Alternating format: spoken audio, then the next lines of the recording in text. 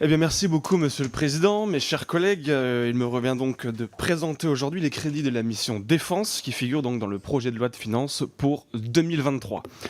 Alors, cette mission se comporte en 4 programmes. D'abord, le programme 144, Environnement et prospective de la politique de défense. Le programme 178, Préparation et emploi des forces. Le programme 212, Soutien de la politique de la défense. Et le programme 146, Équipement des forces.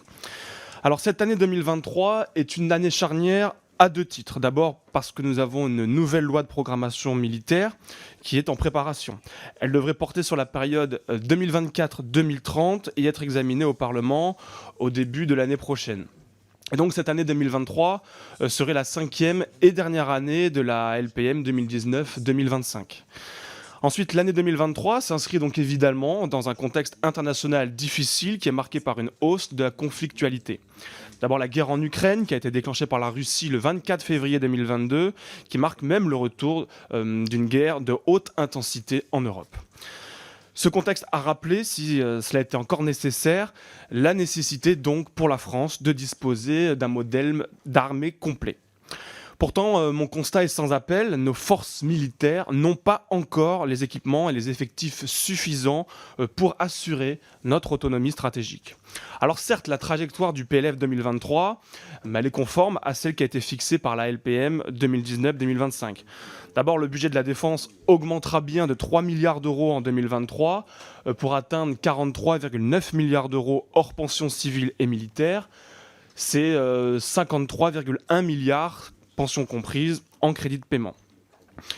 Mais la loi de programmation militaire 2019-2025 était dès le départ insuffisamment budgétée après 2 décennies, il faut bien le dire, de réduction drastique des moyens militaires. Alors je citerai plusieurs chiffres ce matin qui sont très parlants. D'abord, selon la Cour des comptes, le ministère des Armées a perdu 63 000 emplois entre 2008 et 2019, ce qui représente 20% de ses effectifs. Alors que la loi de programmation militaire, elle ne prévoit que 6 000 emplois supplémentaires, c'est-à-dire 10 fois moins que les suppressions qui ont été effectuées. Pour les équipements, je présente dans le rapport les dernières commandes de matériel de programme 146, mais nous ne devons pas oublier les ruptures de capacité subies par nos armées avant ces commandes.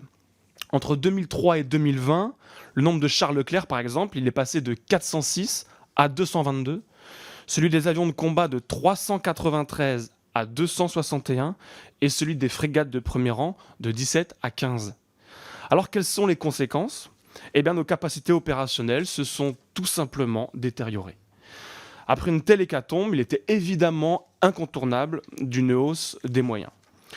Mais celle prévue par la loi de programmation militaire, bien qu'elle soit importante, elle reste malheureusement insuffisante. Je rappelle que le Rassemblement national proposait un budget de 55 milliards d'euros par an à l'horizon de 2027 contre 50 milliards dans la LPM. Nous devons donc nous assurer que la hausse des effectifs et des équipements militaires s'inscrit dans la durée. Or, à ce stade, il n'y a donc aucune garantie. Et nous examinerons la prochaine loi de programmation militaire avec une extrême vigilance. Le risque est clair. C'est celui d'un déclassement de notre pays vis-à-vis des autres puissances militaires. En 2021, le budget de la défense français représentait moins de 2% de notre PIB, contre 3,5% aux États-Unis ou encore 4,1% en Russie. Hors réservistes, nous disposions d'environ de 200 000 militaires quand la Chine en avait 2 millions, l'Inde 1,4 million et les États-Unis également 1,4 million. Donc dans mon rapport, je cite également d'autres anomalies budgétaires. Parmi celles-ci figure la sous-budgétisation chronique des surcoûts liés aux opérations extérieures, ce qu'on appelle les OPEX, et les missions intérieures, les MISINT. Et ces surcoûts sont évalués à 1,2 milliard d'euros pour l'année 2023, un chiffre qui est nettement inférieur aux prévisions. On peut donc parler d'un problème d'insincérité budgétaire. Alors cette présentation des crédits de la mission défense étant faite, je vais maintenant passer à la thématique que j'ai choisi d'étudier en profondeur dans le rapport, c'est-à-dire la réaction militaire de la France face à la situation sur le flanc est de l'Europe. Depuis le déclenchement de la guerre en Ukraine par la Russie le 24 février 2022, notre pays fournit évidemment une aide de plus en plus directe à l'Ukraine. Et cette aide, elle passe principalement par 3 vecteurs. D'abord par le don de matériel, notamment à travers les 18 canons d'artillerie autotractés César avec les munitions, des missiles anti-chars, des missiles anti-aériens, des véhicules avant blindés, des équipements individuels, mais également du carburant, mais aussi des formations de soldats ukrainiens. Le 7 octobre, le président de la République a également annoncé la création d'un fonds spécial de 100 millions d'euros pour que l'Ukraine puisse acheter directement des matériels militaires auprès de nos industriels. Ce soutien militaire ne doit évidemment pas désarmer les forces françaises pour de futures opérations. Les matériels fournis doivent être remplacés rapidement, ce qui implique des commandes et un accompagnement de nos industriels pour augmenter les cadences de production. En parallèle de ce soutien à l'Ukraine, la France participe de plus en plus activement à la posture dite dissuasive et défensive de l'OTAN en Europe centrale et orientale, une posture qui a d'ailleurs été renforcée à plusieurs reprises par l'Alliance depuis 2014. La France projette donc des capacités militaires plus nombreuses dans la zone. En Estonie, par exemple, elle participe à une mission de police du ciel renforcée, EAP en anglais, et à un bataillon de présence avancée renforcé de l'OTAN, l'IFP Battle Group, dans un cadre de la mission française appelée Mission Lynx. Et donc au sein de ce bataillon, qui est commandé par le Royaume-Uni, la France avait jusqu'à présent déployé 300 militaires. Et ce sont donc 120 militaires français qui ont été d'ailleurs annoncés par le gouvernement. Et la France effectue également des missions de surveillance et de défense aérienne en Pologne et prochainement en Lituanie. Mais la plupart de nos forces sont aujourd'hui déployées en Roumanie, un pays avec lequel la France entretient des liens historiques très forts. Et donc c'est pour cette raison que du 26 au 27 septembre, je me suis rendu sur place pour mieux analyser notre engagement auprès de l'armée roumaine et de nos alliés de l'OTAN. Et cette mission s'appelle la mission Aigle. J'ai donc pu auditionner plusieurs diplomates, plusieurs militaires sur place, ainsi que des militaires roumains. Et je les remercie d'ailleurs chaleureusement pour le temps qu'ils nous ont accordé et pour leur accueil. Alors depuis le 28 février, 4 jours après le déclenchement de la guerre en Ukraine, la France est à la tête d'un bataillon en Roumanie. Il s'agissait tout d'abord de 500 militaires venus du 27e bataillon de chasseurs alpins d'Annecy, auxquels se sont ajoutés 250 militaires belges le 9 mars. Et puis ensuite, le 1er mai, ce bataillon multinational est devenu un groupement tactique de présence avancée de l'OTAN. La France a donc depuis été désignée officiellement comme nation cadre de ce bataillon. Donc concrètement, sa fonction, elle permet à la France de participer plus activement à la définition de la mission, mais elle impose aussi des contreparties. D'abord, fournir ou coordonner le soutien et être le relais principal de communication avec l'état-major roumain. Et donc ce bataillon, il a évolué depuis plusieurs mois. D'abord, les Belges ont été remplacés par des Néerlandais cet été. Et côté français, une relève a été effectuée mi-juin. Et donc lorsque je me suis rendu en Roumanie, le bataillon était commandé par le colonel Christophe Degan, qui est le chef de corps du 8e régiment de parachutistes d'infanterie de marine de Castres, le 8e RPIMA, que j'ai donc pu auditionner. Une relève est actuellement en cours et elle permettra de déployer des hommes supplémentaires et du matériel plus lourd. Elle comprendra en effet une compagnie renforcée de véhicules blindés de combat d'infanterie, ainsi qu'un escadron de chars Leclerc. Mais la mission Aigle ne s'arrête pas à ce bataillon multinational, puisqu'elle comprend également un détachement sol-air moyenne portée Mamba, un centre de management de la défense 3D, un détachement du génie, un élément de soutien national et un détachement de liaison auprès de l'état-major des armées roumaines. Donc au total, la France devrait déployer à terme entre 1000 et 1200 militaires dans les prochains mois.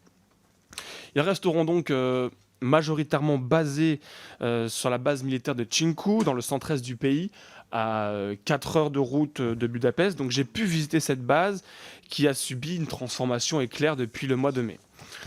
Cette base doit être prête à accueillir 1000 militaires au mois de novembre pour assurer la montée en puissance du bataillon multinational et transférer une partie des troupes encore stationnées sur la base Mihail Kolganitsyanu, dite MK, une base qui concentre d'ailleurs plus de 2000 soldats américains situés donc à proximité de la mer Noire. Ces travaux permettront également de stocker davantage de matériel et des matériels plus lourds. parce que je l'ai dit, cette relève française devrait en effet apporter plus d'une dizaine de chars également. Donc je souhaite à cet égard rendre un hommage au travail de nos militaires du génie, parce que j'ai pu constater sur place leur très grande efficacité et leur dévouement à la mission, malgré des conditions qui sont difficiles, la pluie, les terrains boueux, les collines à terrasser, évidemment les nombreuses pierres à évacuer, etc. En seulement quelques mois et avec le soutien des sapeurs belges, néerlandais et roumains, ils ont complètement transformé la base. Je me suis rendu sur la colline de Cherry, sur laquelle un dépôt de carburant a été créé et de nombreuses autres installations qui seront bientôt achevées. Un dépôt de munitions, une zone technique bétonnée qui permettra de stocker des véhicules, dont les chars Leclerc, et héberger, de loger environ 600 à 800 personnes, sans compter les zones de vie, les zones d'alimentation, les pistes bétonnées et les bureaux. J'ai donc pu constater sur place notre engagement en Roumanie, qui s'ajoute aux forces américaines également présentes à MK, et qui permet de rassurer notre allié. Ce type de dispositif est d'ailleurs qualifié de mesure de réassurance de l'OTAN.